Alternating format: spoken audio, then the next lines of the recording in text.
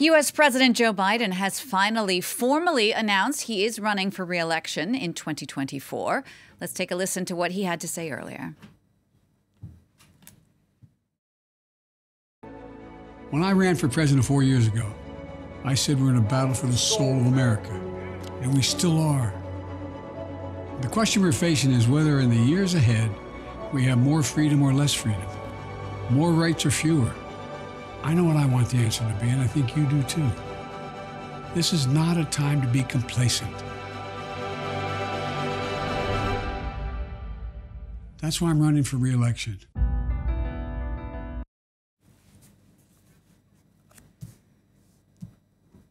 Angela Diffley is with me on the set. Interesting, that wasn't a live announcement. It was a pre-recorded announcement. There has been a lot of conversation about Joe Biden's age. He is 80 years old. And despite all of that, the announcement really didn't come as much of a surprise.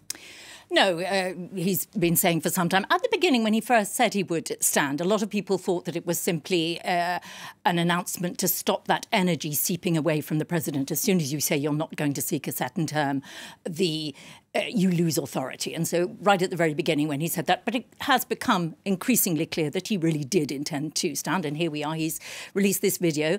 He would be 86 at the time he was to hand over to his successor if he does a full term. That's quite something to consider. And a poll has just been released, which reveals that 70% of Americans think that he should not stand again, and 50% of Democrat voters think he should not run again. And they cite age as the key factor. They are worried about his age. Now, of course, before that, we have the primaries. There's no guarantee that he will be the candidate, but it's certainly he is the favourite. And we have Robert Kennedy Jr., the nephew of JFK, who is an anti-vaccine candidate, so he is not considered a very serious candidate.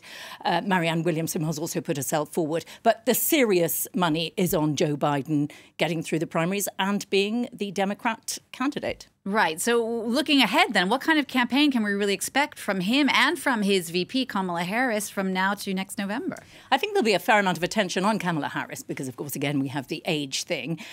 He talked in that video there about the soul of America, and he would very much like it to be on that ground. If he's up against Joe Biden, there won't be too much talk. If he's up against Donald Trump, there won't be too much talk about age, although they look different. Biden has always been gaffe-prone. It's debatable whether it's got worse or not with age, but there is a whole industry devoted in America to recording Joe Biden's gaffes. So that will probably be a key feature of the campaign. He will want to concentrate on his success in the midterms, on his respectable results on the economy in America. He has boosted infrastructure. He will want to highlight Republican infringements on abortion and, of course, above all, that Capitol Hill riot. So he will want to focus on those sort of things. We will see how that pans out.